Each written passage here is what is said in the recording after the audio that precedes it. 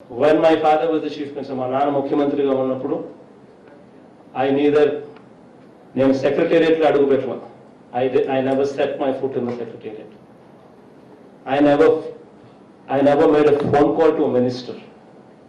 ఒక మంత్రికి నేను ఫోన్ చేయాల, ఒక సెక్రటరీకి నేను ఫోన్ చేయాల, ఒక సెక్రటేరియట్లో అడుగు పెట్టాల. Worst, I was not even in Hyderabad. నేను హైదరాబాద్లోనే లేను నాన్న ముఖ్యమంత్రిగా ఉన్నప్పుడు. I was in Bangalore. Once in a while, once in a month maybe, to see my parents, 2-3 days, I used to be in Hyderabad. This is the background of the cases. Everybody in Andhra Pradesh knows about it. Andhra people have given this verdict in the People's Court, clearly teaching these people a good lesson. Major questions అయిపోయినాయి కదా, English మీడియాకి వెళ్ళిపోయి అన్ని అవే కదా.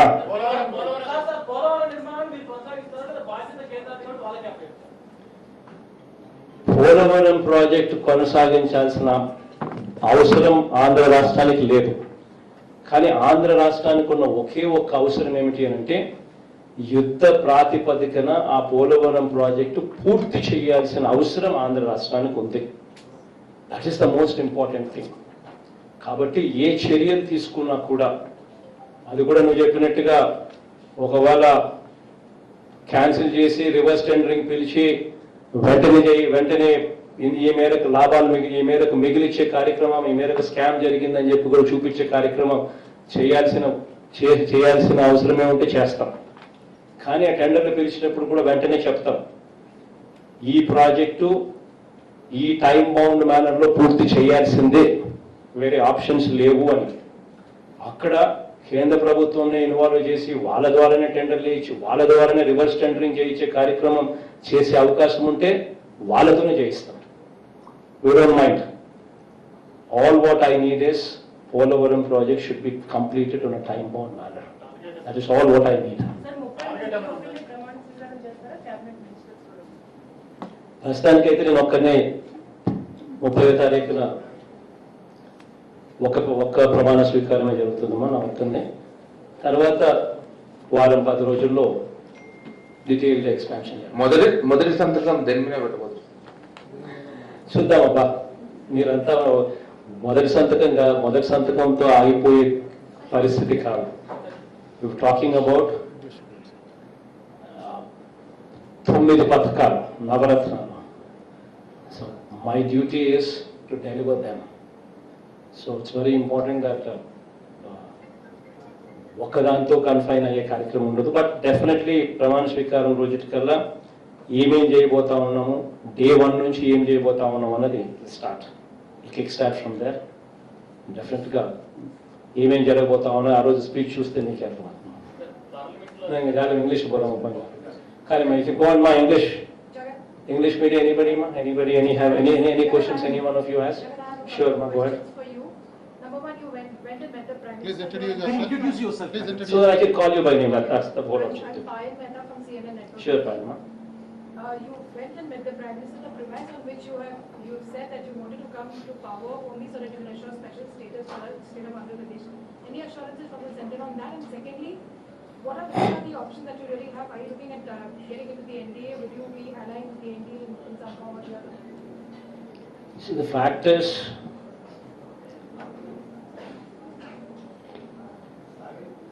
had these numbers been 250, what I prayed for literally, it would have been a wonderful moment for the states. A word what was given on the floor of the House was not delivered. That is the plight of democracy that we see today.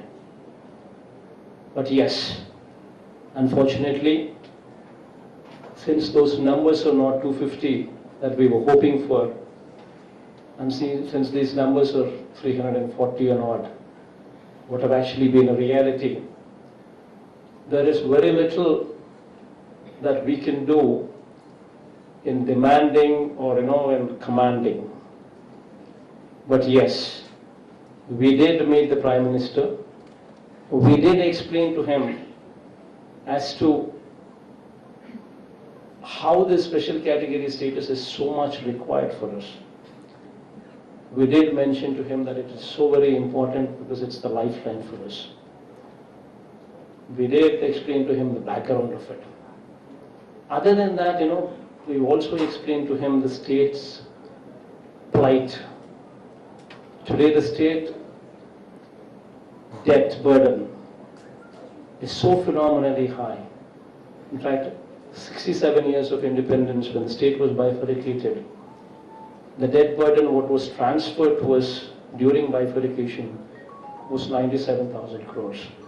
In these 5 years, our debt has actually swelled to 2,58,000 crore rupees.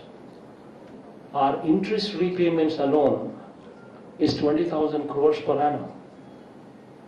And our principal and interest put together are repayments of 40,000 crores per annum. So this is the kind of situation that we are in. And we did explain to him that, this being the situation, it's very important that, we need a lifeline from you. You need not need us. I mean, he doesn't need us. But I've told him that, this is the time to be magnanimous. This is the time now that you are in a position of strength. Someone being in position of strength, being in position of strength, and not having the need to do it, but yet doing it for the people of a particular state because a word was given as a precondition for bifurcation. And that kind of magnanimity, this is the time to actually exhibit. Of course, we tried, of course, he at least, I'm happy that he listened to it.